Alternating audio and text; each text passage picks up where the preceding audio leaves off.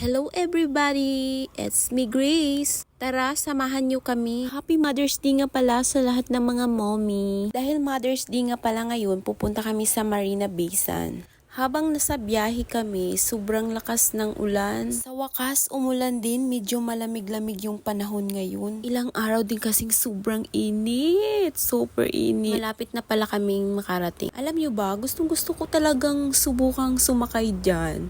Kaso baka hindi ako uuwi ng Pinas na buhay. Baka dito na matatapos yung buhay ni Gracia.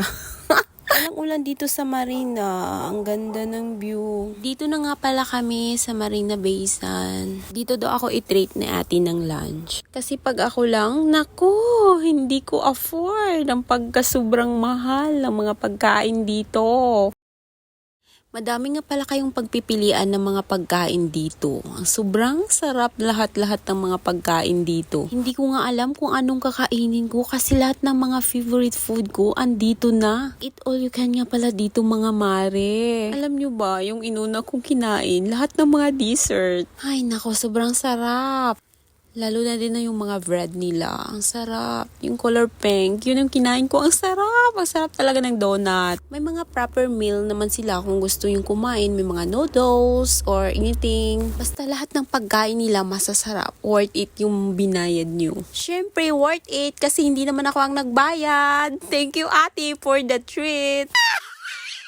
Lalo na sa mga cake lover dyan, ito na yung hinahanap nyo, ang sasarap ng mga cake nila. Next time, pag ayayin ako ulit ni ate, sasama talaga agad ako, hindi na ako magdadalawang isip. Nakadalawang plate na ako dito, pero halos na kinain ko, puro dessert. Patapos na nga pala kami dito.